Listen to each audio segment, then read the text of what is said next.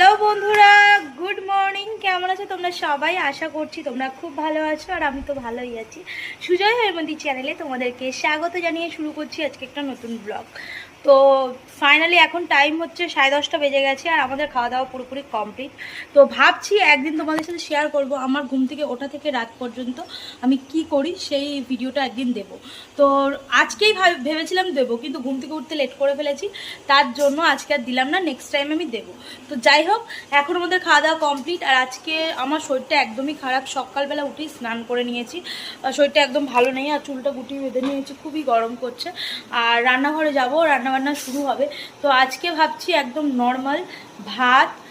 তোমাদের দাদাভাইয়েরও শরীর খারাপ, ও মানে ঘরে আছে, তো ওর জন্য মা বলছে পোস্ত বাটবে, ভাত খাবে।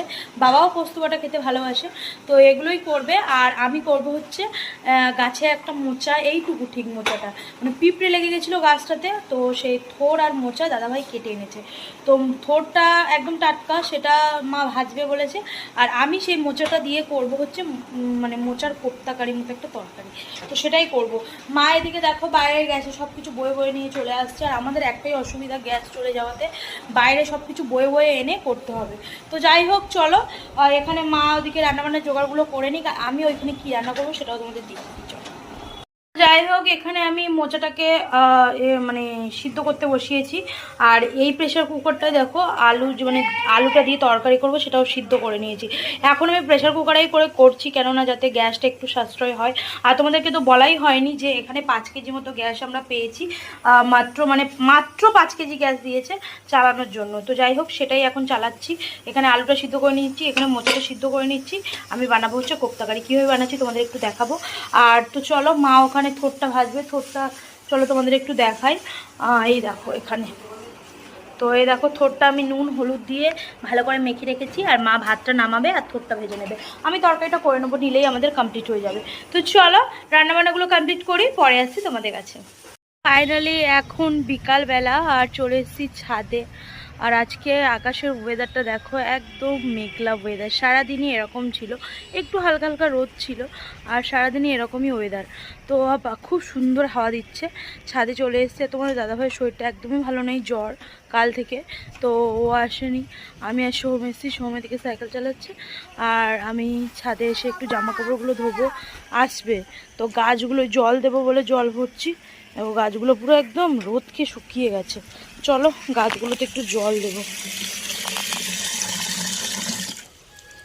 মগটা নেই তো, আজকে যেহেতু তোমাদের দাদাভাইয়ের শরীরটা খারাপ, জল দেওয়ার দায়িত্ব ওই থাকে, আর শরীরটা খারাপ বলে আজকে আমিই জল দেব। তো এইখানে দেখো গাঁদার অপরাজিতা এমনভাবে হয়েছে, মাটি পুরো দেখা যাচ্ছে না, এত মানে গাছগুলো বেরিয়েছে। আর পেয়ারা গাছটা বেশ সুন্দর হয়েছে, একটা ফুলও হয়েছে দেখো। আর পেয়ারাগুলো তো দেখতেই পাচ্ছ, বারবার দেখাবো না, কেননা যদি মানে হয় তখন তো তোমরা দেখবেই। তো আর এর গাছের গোড়ায় দেখো অপরাজিতার চারা এমনভাবে হয়েছে, প্রত্যেকটা গাছের গোড়ায় অপরাজিতার চারা। তো তুলে দেবো, কেননা লেবু গাছটা নইলে লেবু গাছের পাতাগুলো কেমন বেরিয়েছে দেখো, সুন্দর। আর আম গাছটার সব আম ঝরে গেছে, তোমাদের সেদিন দেখিয়েছিলাম কিছু আম ছিল, কিন্তু সব ঝরে গেছে। আবার এখানে নতুন করে মানে মুকুল হয়তো আসবে। আর এই গাছটার একটা কি 3 মাস পর পর মানে আম হবে বলেছে, এবার দেখা যাক সেগুলো কি। আসলে গাছটাই তো এখনো বড় হয়নি, ছোট্ট গাছ, এর ফলের আশা করাটাই ভুল। গাছটাকে বাড়ুক তারপরে। তো চলো এক এক করে গাছগুলো জল দিয়ে নিই, পরে আসছি। তোমাদের সাথে জিনিস শেয়ার করতে চলে এলাম। এই সাইডে, ছাদের এই সাইডে আমাদের যে গাঁদা গাছগুলো হয়েছিল, প্রচুর হয়েছে, তোমরা দেখেছো। তো এই গাঁদা গাছের এই দেখো এখানে প্রচুর ফুল এসছে, এই দেখো গাঁদা ফুলটা। তো এই টাইপের সাধারণত গাঁদা ফুল কিন্তু দেখতে পাওয়া যায় না। আর মানে কিভাবে এখানে হয়ে গেছে ফুলগুলো, মানে অনেকগুলোই ফুল এসছে। আরও একটা ফুল এসছে, এ দেখো বেলি ফুল, খুব সুন্দর গন্ধ বেরোয়, রাতে বসে থাকলে পুরো মন জুড়িয়ে যাবে। প্রচুর কুড়ি আর প্রচুর ফুল এসছে। তো যাই হোক চলো, এই সাইডটা মানে প্রচুর ফুলে ফুলে ভরে গেছে। আমাদের গাছের একটা কলা দেখো, এই একদম মানে ছোট্ট ছোট্ট কলা ধরেছিল, গাছটা পিঁপড়ে লেগে তোমাদেরকে বলেইছিলাম যে নষ্ট হয়ে গেছে। তার যে থোরটা ছিল ওটা কেটে আনা হয়েছে, আর একটুখানি মোচা ছিল সেটা রান্না করা হয়েছে। কিন্তু এই কলাটার কি মানে গতি করবো বুঝতে পারছি না।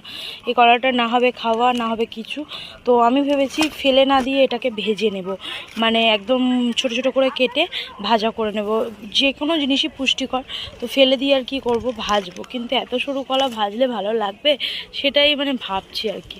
তো যাই হোক, চলো কি করব দেখাবো তোমাদেরকে পরে।